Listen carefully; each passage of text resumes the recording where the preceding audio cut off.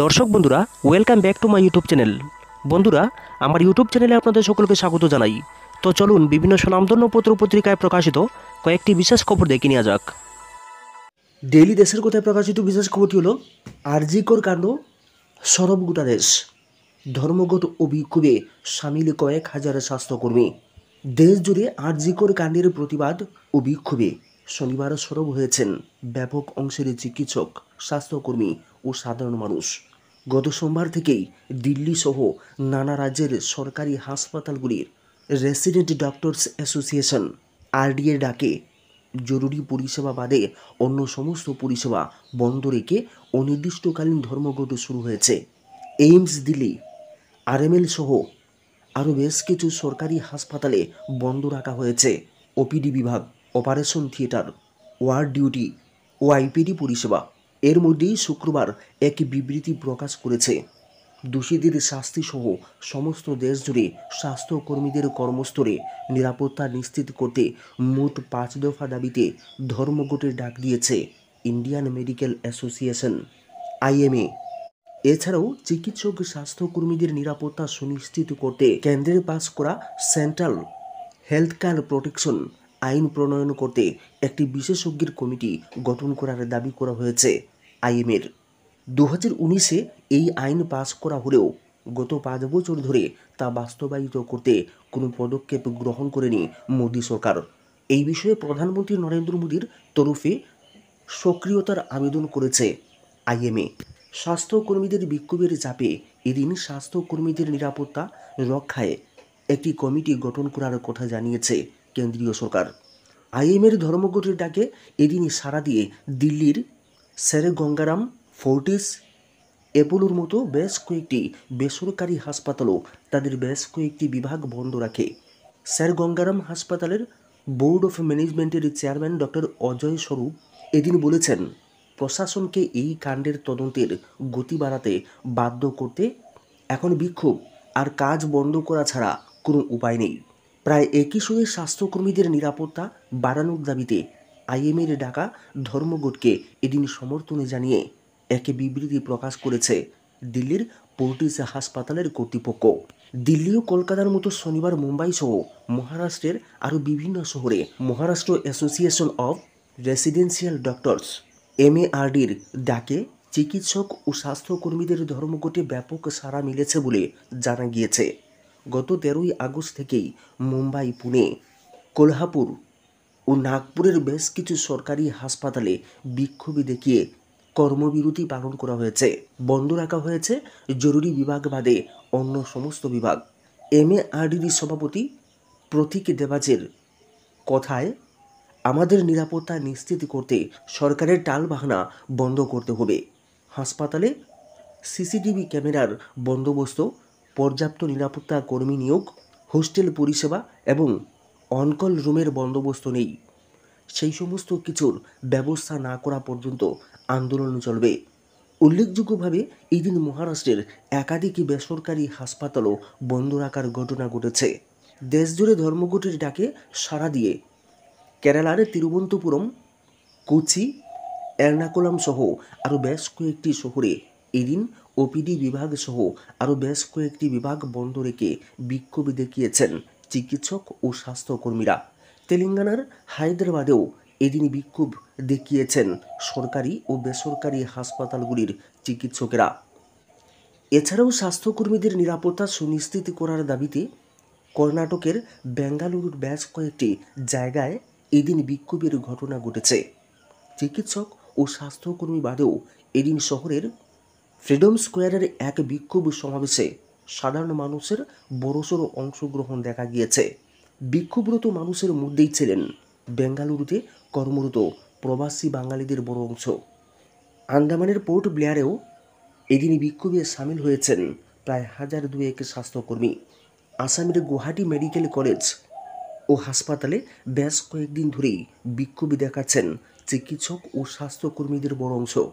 এদিন চিকিৎসকদের এই কর্মবিরতিতে অংশগ্রহণ করছেন ডিব্রুগড় মেডিকেল কলেজের পড়ুয়া ও চিকিৎসকেরা।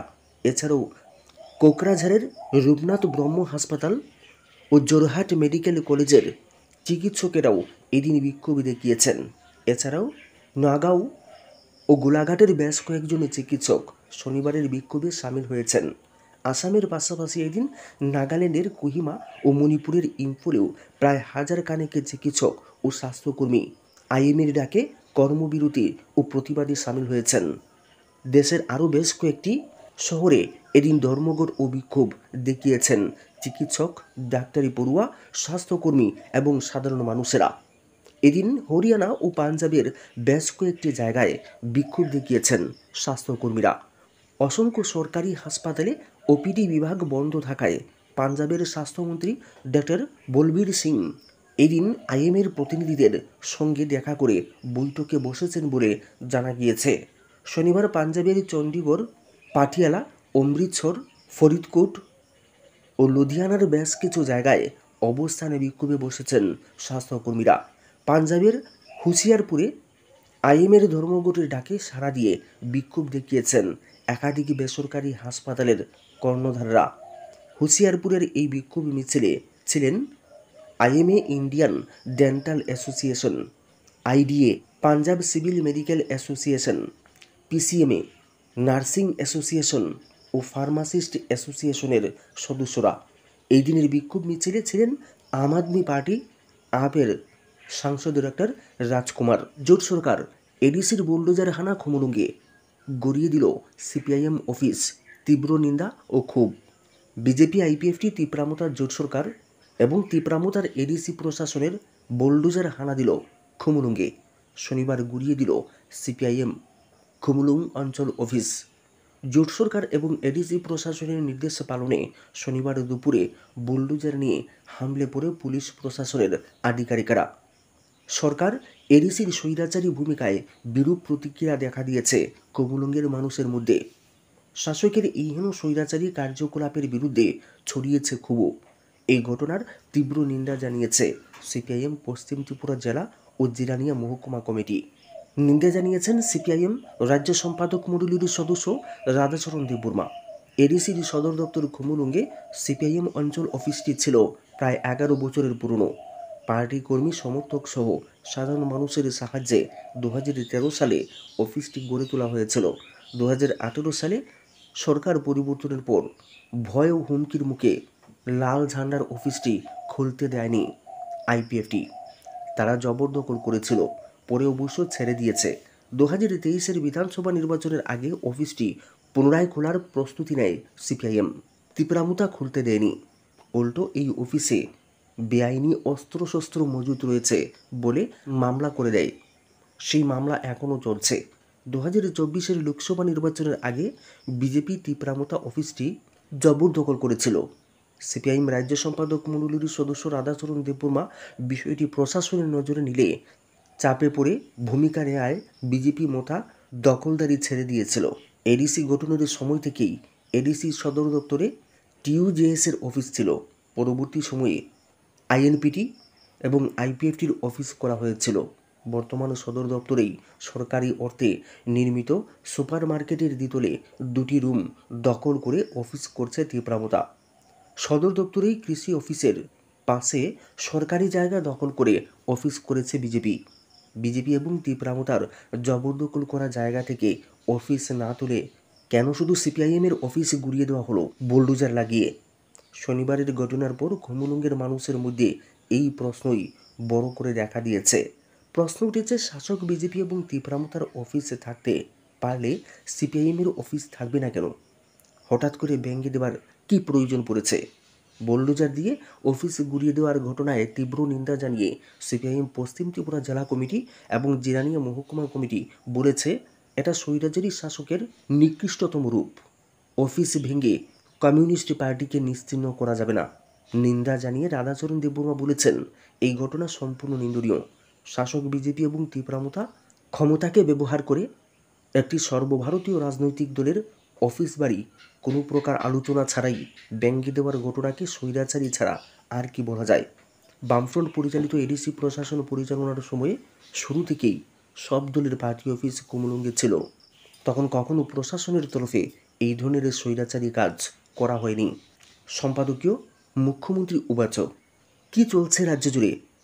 শিক্ষককে পিটিয়ে হত্যা, নাবালিকা ধর্ষণ, খুন লেগেই আছে, কার্যত পুলিশ চুপচাপ বসে থাকছে। রাজ্যে কোনো সরকার আছে বলে মনেই হচ্ছে না।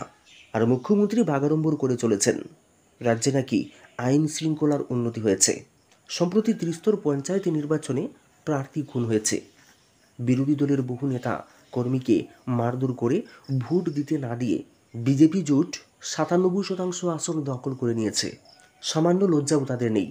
মুখ্যমন্ত্রী বলে দিয়েছেন রাজ্যের আইন শৃঙ্খলা উন্নত হয়েছে, পঞ্চায়েত নির্বাচন শান্তিপূর্ণ হয়েছে। উদয়পুরে বিজেপির এক ব্যবসায়ী তার মেয়েকে কাজে লাগিয়ে মানুষকে প্রতারিত করে টাকা কামায়। এই ব্যবসায়ীর কথা মতো টাকা না দিলেই মামলার ভয় দেখায়। এবার টাকা দাবি করেও পিটিয়ে হত্যা করা হয়েছে এক জনপ্রিয় শিক্ষককে। এই ঘটনায় দুষ্কৃতীদের পাশাপাশি জড়িয়ে গিয়েছে পুলিশ ও ডাক্তারদের নামও। পুলিশ দোষীদের বাঁচাতে মারাত্মক আহত শিক্ষককে হাসপাতালে না নিয়ে লকআপে রেখেছে। পরদিন হাসপাতালে নিয়ে গেলে ডাক্তার বলে দিয়েছেন কিছু হয়নি, কিন্তু আদালতে তিনি রক্তবমি করেছেন। এরপরেও জিবি হাসপাতালে তার মৃত্যু হয়েছে। ডাক্তার ময়নাতদন্ত ছাড়াই মৃতদেহ পরিজনদের দিয়ে দিয়েছেন। মামলায় দুরকম রিপোর্ট দেয় পুলিশ। একবার বলে কিছু লোক মারধর করেছে, দ্বিতীয় দফায় বলেছে লিভারের সমস্যায় মারা গিয়েছেন। এখানেই প্রশ্ন, পুলিশ কি ডাক্তার? সব মিলিয়ে মনে হওয়া স্বাভাবিক, খুনিদের বাঁচাতে উঠে পড়ে লেগেছে পুলিশ।